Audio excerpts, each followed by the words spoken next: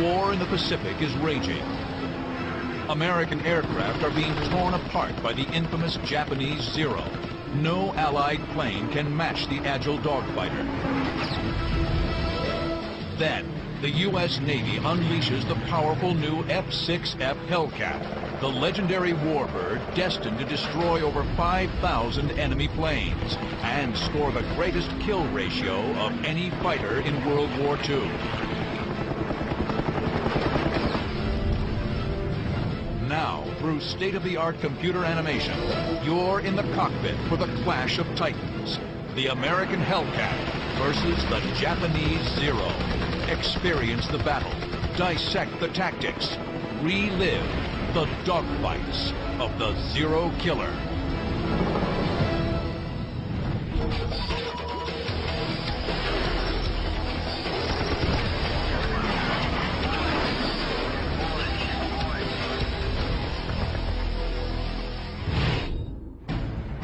October 5th, 1943. A flight of American F-6F Hellcats from the carrier Yorktown streak toward Wake Island, a small Japanese-held base in the Central Pacific. Their mission? Establish air superiority and attack ground installations. The brand new Hellcat has yet to face off in a dogfight against the most feared fighter in the Pacific, the Japanese Zero. 22-year-old Navy fighter pilot Ensign Robert Duncan is well aware of the Zero's fearsome reputation. When we went up against the Zero, I was intimidated. Most of us were, because we knew they had a good plane. We knew just exactly what the Zero could do, how fast it was, how high it could go, how well they could hit with it. Suddenly, a glint of metal catches Duncan's eye. In the distance, a Japanese Zero. I don't think he was aware of the fact that we were there, because it was in the morning. The sun was just barely coming up, and I'm not sure he even saw us. The other American pilots don't see the Zero. Duncan's radio is out. Voice radios of this era are new and unreliable. He can't warn the others. He tries to alert his flight leader with hand signals. And I tried to get up with him in point, like that. And I saw that he wasn't going to get in position quick enough. The key of this story is not that he's up trying to communicate and tell the guy what's going on, because the priorities are aviate, navigate, and then communicate. Duncan tries to tell his flight leader. When it fails, he goes with the general prudential rule, which is, when in doubt, win the war. And he breaks off and he leads the way. Duncan banks left to intercept. He opens the throttle and the Hellcat's 2,000 horsepower kicks in. He closes fast. The Zero is here. Duncan moves to the enemy's 9 o'clock. From this position, Duncan must shoot from a steep angle. Leading the target with his gunfire is critical. Guys don't put in enough lead. They tend to want to point at their target, which is a common human tendency. Point at the target and shoot. But if you do that, every bullet you shoot is going to be behind your target. So you have to pull your nose out in front, shoot out in front, and basically let those bullets meet that target in a point in space. Duncan's technique is perfect.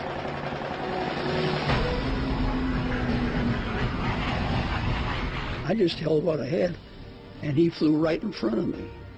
And it was the easiest shot I'd ever made. I opened up and he blew up immediately. Duncan's 50 caliber rounds detonate the Zero's unarmored fuel tank.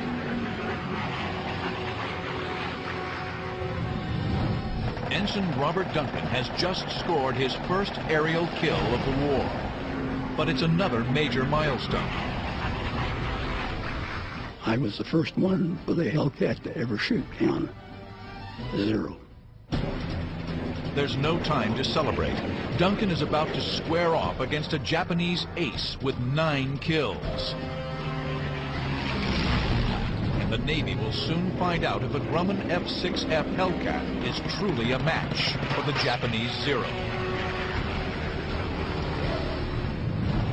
The Mitsubishi A6M20 was deadly from the start. In its first 4 months of operation over China in 1940, the lightweight maneuverable fighter scored 59 kills against no losses.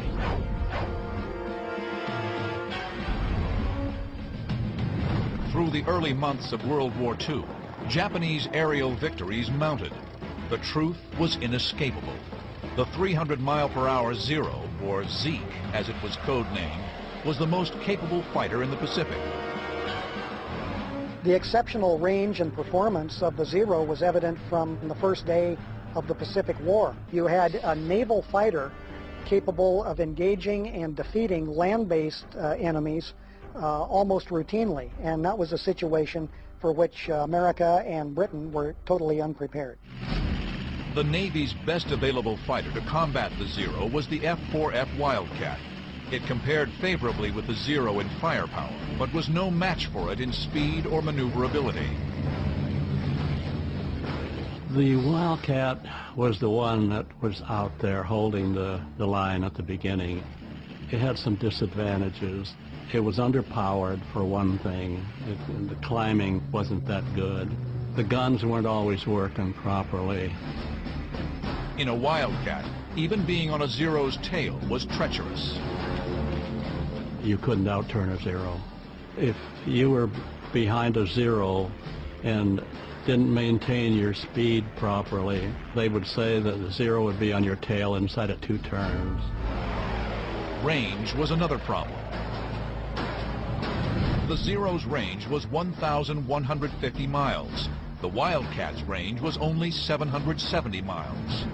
The Zero fought the Wildcat in the Pacific Theater, which is the largest battleground there's ever been in human history. The Pacific Ocean covers something like 60 million square miles of planet Earth, and that meant that any aircraft committed to that battle was going to have long legs. It was clear a more powerful fighter was needed to challenge the Zero.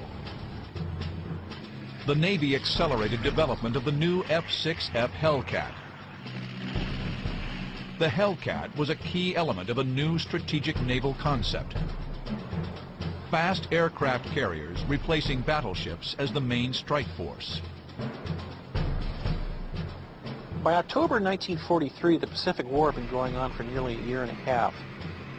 It really had taken that long for the Pacific Fleet to not only recover from Pearl Harbor, but to actually produce from scratch the fleet it really needed to have to wage war across the broad Pacific.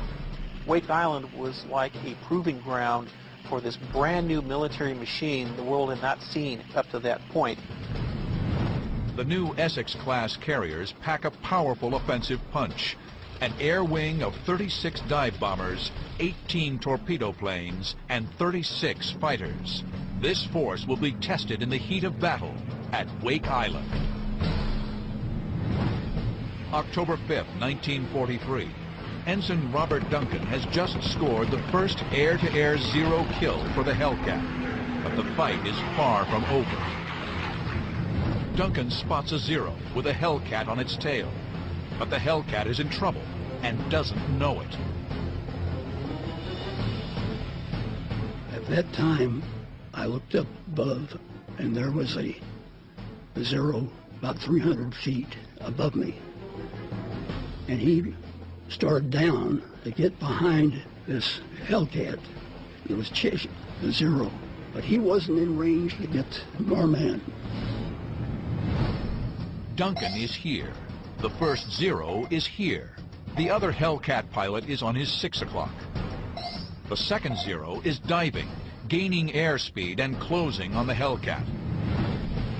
Duncan, out of range for machine gun fire, must close the distance. He adds power, climbing and banking left. Duncan knows he can't reach the Zero, but maybe he can shake him off the Hellcat's tail. So I tried something. I just pulled up the nose of my airplane. I was still not in range, and I cut loose with a burst. Just like you take a hose and shoot out like that. It works. The Zero pulls away. But now Duncan's in trouble. He dropped off from our man and made a left turn, a hard left turn out like this, around to come around to me. Duncan pulls into a hard left turn to evade the Zero. Both planes circle each other in tight left turns. Each pilot yanks the stick hard to the left, coaxing their fighters into tighter turns, trying to gain the advantage on the other. The Zero gets a firing angle. 20-millimeter cannon fire rips through Duncan's tails. I didn't have any fear toward what was going to take place. Generally, I didn't have any. It was afterwards that my knees started. What happens next takes Duncan by surprise. The Zero suddenly pulls out of the turn and goes vertical. And I looked, and I said, what's with this guy? He must be right out of flight training. He's going to get himself killed. But Duncan is wrong. The Japanese pilot is no trainee. This is Warrant Officer Toshiyuki Sueda, a feared ace with 9 kills. He's used this climbing tactic before and emerged victorious every time.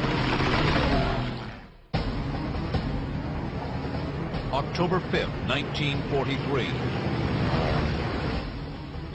American aircraft are attacking the Japanese base at Wake Island. This raid is a critical test for the new fast carriers and the Hellcat fighters. Their effectiveness will determine the strategy for the rest of the Pacific War. Ensign Robert Duncan is dueling with a formidable Japanese ace, Toshiyuki Sueda. Sueda has made a bold move. He's taken the fight into the vertical, where the Zero excels. The maneuver is a favorite Japanese tactic. The Zero climbed far better than the Wildcat. Many Zero pilots lured the older American aircraft into a vertical climb, waited for them to stall out and lose control, then rolled over and pounced for an easy kill. Duncan climbs aggressively after the Zero. Exactly what Sueda wants him to do. So I started up after him. I poured the coal onto it. But this isn't the underpowered Wildcat. The new Hellcat, with superchargers whining, easily keeps pace with the Zero. Sueda reaches the top of his climb and confidently noses over, anticipating the sight of a stalled American aircraft below. The reality is much different. The 2,000 horsepower Hellcat has energy to spare. Duncan skillfully lines up the Zero and fires. And I got him up there on the top. I just shot him down as you would shoot down any plane, and watched him go in. I thought, poor young fella, you sure didn't know what you were doing. The Zero bursts into flames and spirals down towards the sea. The Japanese ace has made a fatal error. He thought he was dogfighting the old American Wildcat. I then realized why he did what he did. He shot down most of his planes, pulling this trick with the Wildcat. This is what probably would have happened if Duncan was flying the 8,000-pound Wildcat. If he'd been in a Wildcat, the chances are he would have stalled out at the top before the Zero. The Wildcat would have gone up, gone greedy, tried to get the shot, couldn't get the shot, stalled early because it's a heavier airplane with heavier wing loading, and fallen away.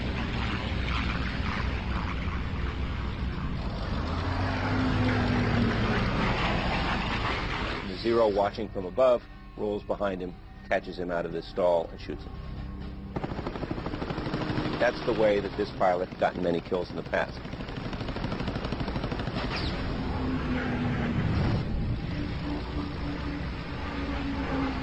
If I had been in that Wildcat, I would have been shot down. There's no question in my mind about it. But I'd have been too smart to do that. The two-day raid on Wake Island is a stunning victory for the new fighter. The Hellcat downs 22 Zeros. Opposition over Wake has ceased to exist. The Americans destroy 90% of the Japanese ground facilities. 6 Hellcats are lost in dogfights. Another 6 fall to anti-aircraft fire. The F-6F has demonstrated its mettle against the rising sun. Back in the U.S., the engineers at Grumman Aircraft breathe a sigh of relief. Their careful design and testing has paid off. The process had started on June 30th, 1941, nearly 6 months before Pearl Harbor, when Grumman Aircraft was awarded a contract to upgrade their F-4F Wildcat. Grumman had a very long-term relationship with the Navy. They had put fighters onto Navy decks since the very beginning of naval aviation at sea. So Grumman knew what the requirements were of flying out at sea. They knew what the requirements were to take a fighter and make a carrier suitable. At first, the new plane was slated to be a modest improvement over the Wildcat, but the U.S. Navy, wary of the Zero's dominance in China, demanded more. The key to the design was the engine. The engineers chose the Pratt & Whitney R2800 Double Wasp. At 2,000 horsepower, it had almost twice the power of the Wildcat. The larger engine demanded an expanded fuselage and wings. This allowed for larger fuel tanks, yielding 300-mile greater range than the Wildcat. Grumman equipped the new F-6F Hellcat with 6 50-caliber machine guns and the same rugged construction and heavy armor protection that earned the company the nickname Ironworks. The plane featured thick armor plating around the engine and cockpit, bullet-resistant windscreens, and rubber-coated self-sealing fuel tanks. Grumman, as a designer, had tremendous respect for the pilots in terms of their lives and their safety. They knew that it was not enough for a pilot to just go out and fight. You had to give them the ability to sustain damage and come home. On June 26, 1942, Grumman test pilot Selden Converse successfully flew the first prototype Hellcat. Soon, an entire factory was dedicated to Hellcat production, with 20 planes a day rolling off the assembly line. By January 1943, the new plane was delivered to the fleet. The Hellcat had gone from prototype to carrier operations in less than a year. Experienced Wildcat pilot and flight instructor Robert Duncan well remembers the first time he flew a Hellcat. And I thought, boy, this is a wonderful plane. It's a 100% better plane than the Wildcat. And I flew it right off the bat without any difficulty. It was like sitting in the seat of your mother's lap. The Hellcat wasn't just better than the Wildcat, it was better than the enemy's Zero. The Hellcat flew about 30 miles per hour faster than the Zero. The F-6F had a comparable rate of climb, but because of its power and weight, could easily outdive the Zero. The Hellcat could also take tremendous punishment and keep on flying, something the lightly armored Zero could not do. The Zero did not have self-sealing tanks, and if you got one of the gas tanks, and it would catch on fire in a hurry. We had 6 50-caliber guns, and you fire the 6 of those, and you can start tearing pieces off of it. November 11, 1943. 1 month after the Wake Island attack. American Dauntless and Avenger bombers head for the key Japanese naval base at Rabaul. A flight of Hellcats fly escort. The new carrier task force is relentlessly assaulting Japanese outposts.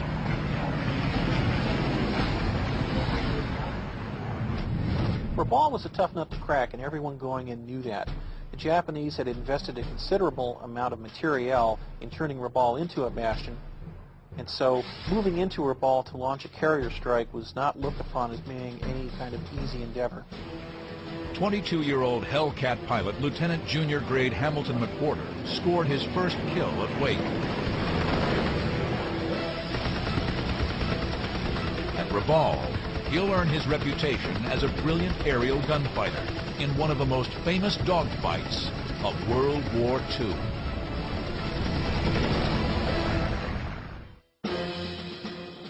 November 11, 1943. A combined strike force of American bombers and fighters move in to attack Japanese ships in the harbor at Rabaul. The bombers initiate their diving attack. Lieutenant J.G. Hamilton McWhorter noses his Hellcat over to stay with them. He pulls out on a strafing run on a Japanese cruiser. McWhorter runs a lethal gauntlet of 25mm anti-aircraft fire and 8-inch shells. In these situations, everything's coming back at him. Japanese heavy rounds, machine gun rounds, everything is spraying at him. He is fearless as he's bearing down on these ships. The Hellcat's 650 caliber machine guns can put 4,000 rounds per minute on the target. Every fifth projectile is a white-hot phosphorus incendiary round. And when they hit, you got a nice bright flash. I can still see it in my mind. The superstructure of that cruiser lit up like a Christmas tree. McWhorter pulls up and heads for the rendezvous point.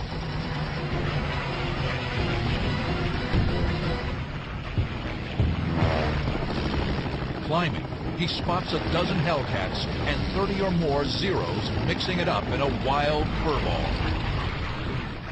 It reminds me of what you used to see in the movies about World War I. Planes all over the sky, exploding, parachutes, planes going down. Hamilton McWhorter is about to become a Hellcat legend, using both his 8 months of flight training and special intel derived from a chance discovery. In June 1942, a U.S. Navy flying boat on routine patrol over Akutan Island in the Aleutians spotted a downed plane partially submerged in the soft, marshy soil. It was an intelligence coup, a virtually undamaged A6M2 Mitsubishi Zero.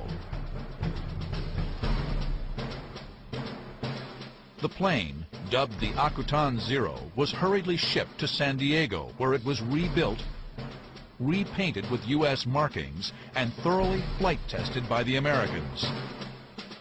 Having the Zero in hand allowed us to actually test it and to compare it to all of our existing fighters, to tell where its strengths were and where its weaknesses were. That's not an academic exercise. That's an exercise to tell our pilots where they are strongest, where the Zero is weakest, therefore where to force him so that you can beat him in a dogfight. A key find was that the Zero had a disadvantage in a high-speed dive. Above 200 knots, its ailerons froze, restricting any kind of rolling maneuver, especially to the right. This important data was quickly passed to Grumman engineers and on to the fleet. Now Hamilton McWhorter will put it into practice. McWhorter is heading into a swirling mass of Zeros and Hellcats. He spots a Hellcat with a Zero on its 6 o'clock. I could see a big piece of metal flying off the Hellcat. The The wounded Hellcat is here. The Zero is right behind him. McWhorter is here. He will pull a high G climbing turn to get behind the Zero.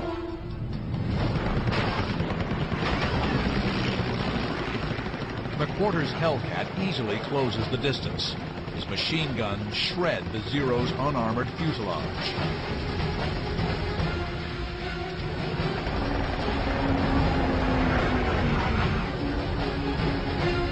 McWhorter gets a good look at his first kill of the day. I looked down right into the cockpit. Hadn't been more than a second or so since I'd fired, and there were flames coming out of the instrument panel. He had no chance whatsoever. The Zero had no armor plate behind the pilot.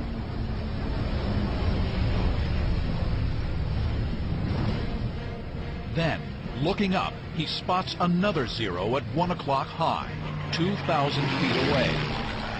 He pitches up and banks right on an intercept course. It looks like another easy kill. But suddenly, he's jolted by a loud noise. Best way I can describe it is if you're standing in a metal shed and someone throws a couple of big handfuls of rocks against the outside. That's what it sounds like when your plane gets hit by machine gun bullets. Very loud, and you can actually feel the impact of bullets hitting.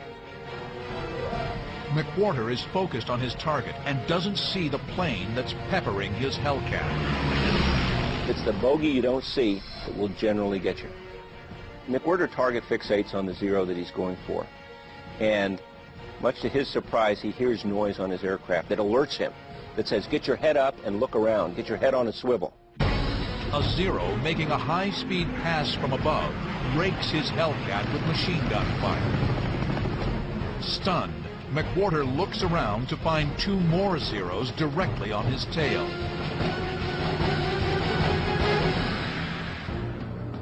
McWhorter is here, chasing a Zero. The Zero shooting at him is here.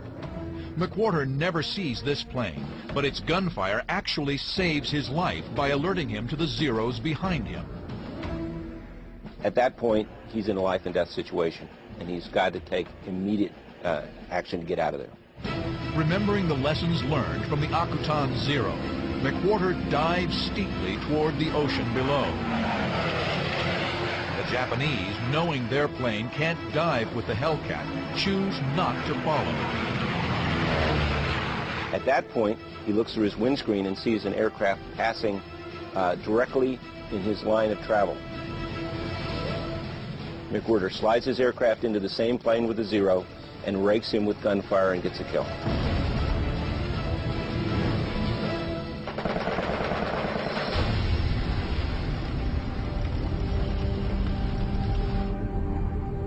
Now he's had his second kill within about 45 seconds. It's all just due to good airmanship, maintaining his situational awareness, executing that nose-low maneuver when he was being attacked by an unseen Zero, sets himself up for an attack on another aircraft. It's an incredible achievement, one that's respected by every generation of fighter pilot. 2 kills in 45 seconds would be outstanding. It would be awesome. Fighter pilot's dream. But McWhorter isn't out of the woods yet.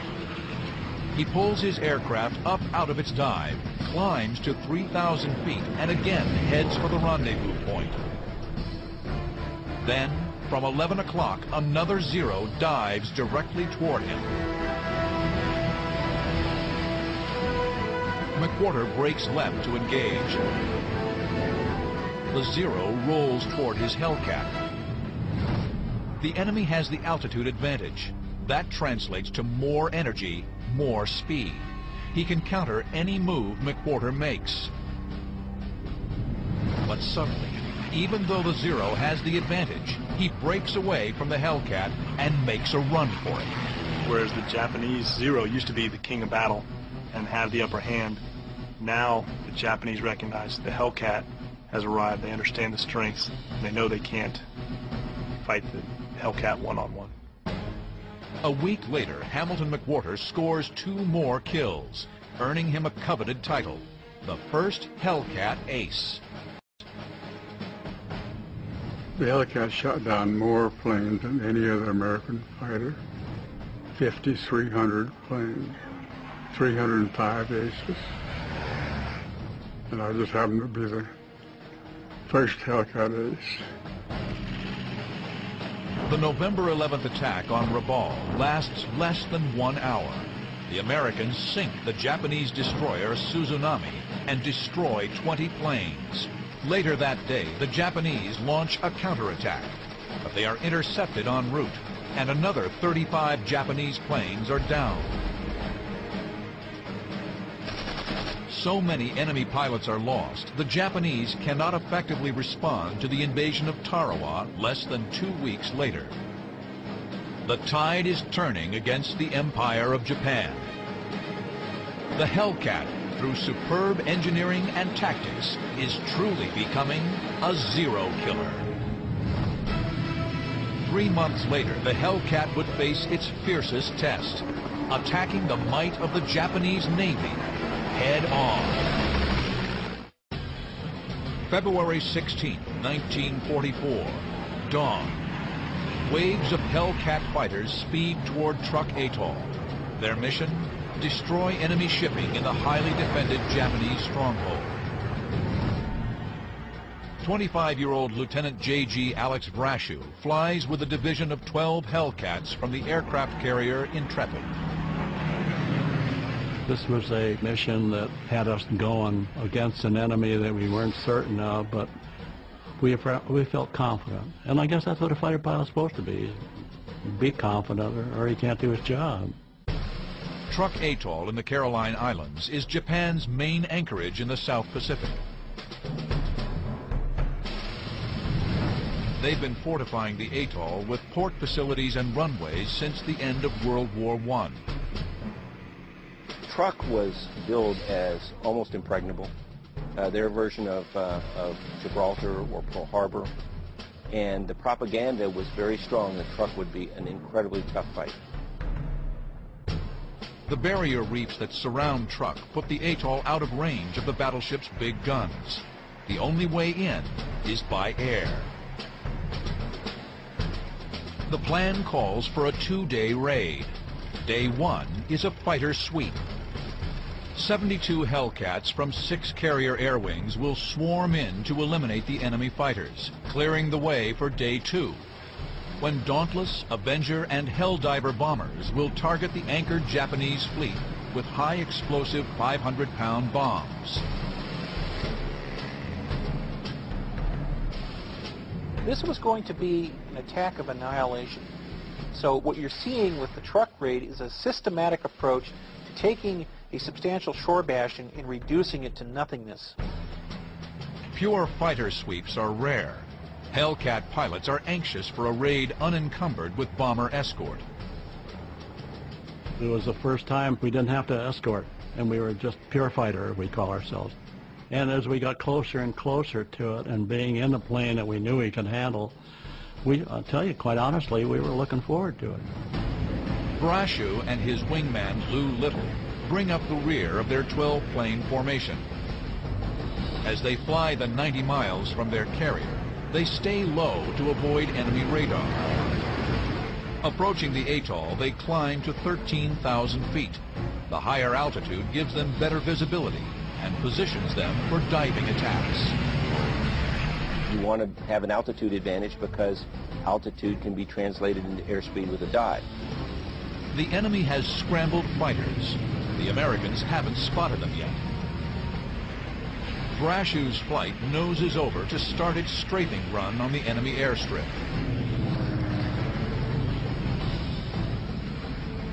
First 10 had already started their dive going down, and we were just preparing to, but I just took a looked back over my shoulder, and that's when my mind was quickly changed.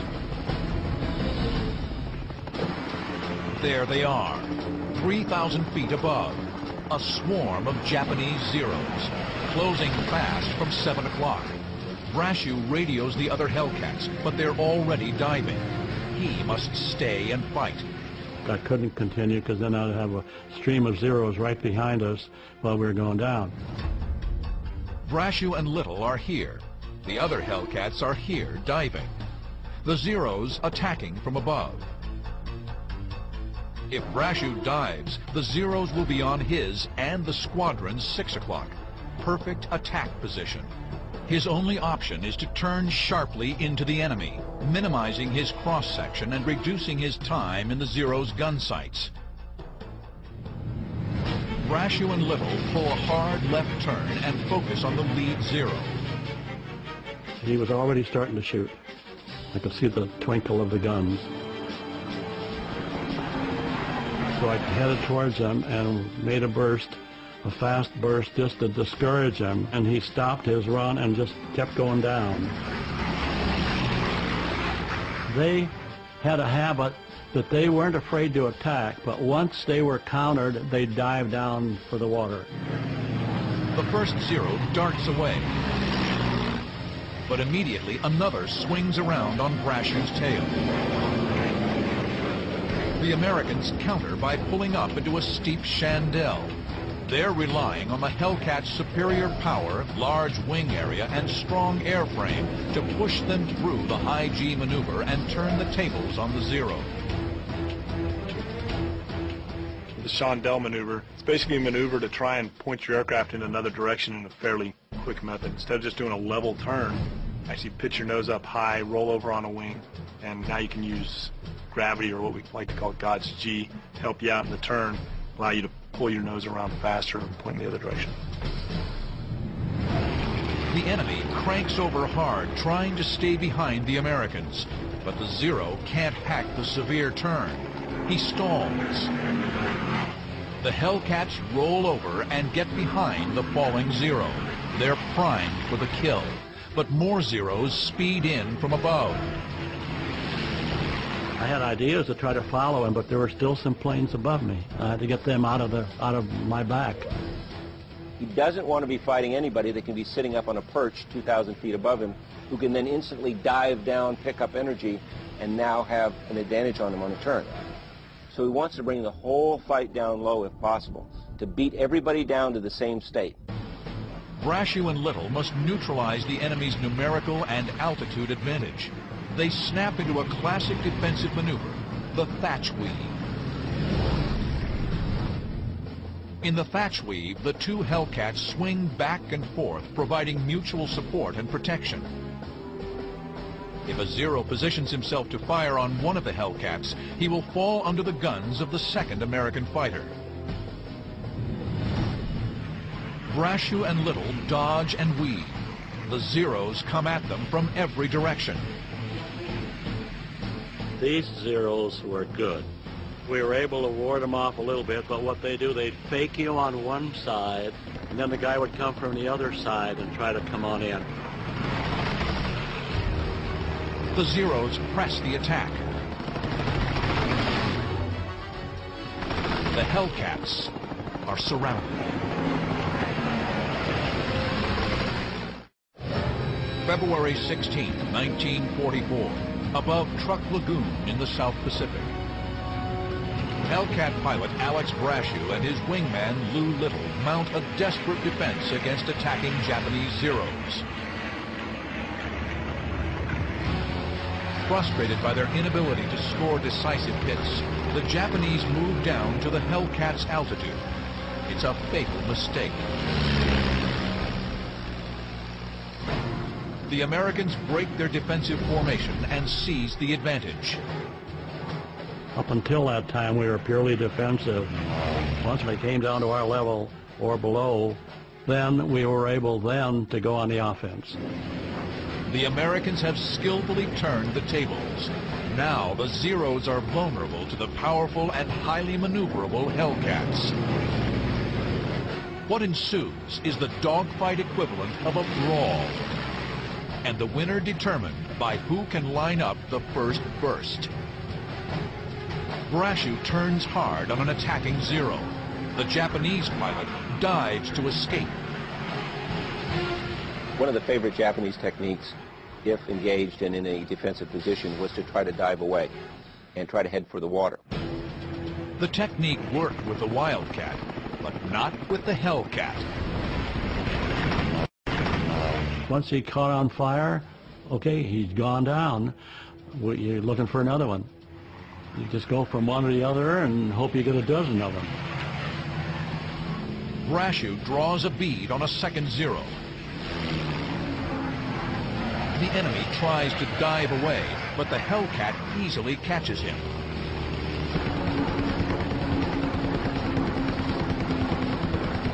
It's Brashew's second kill of the day. Then he spots a roof, a float plane version of a Zero. Again, the enemy dives away. Brashew is relentless. His job is to sweep the enemy from the sky. And once I got on their tail, I didn't let go. Kill number 3.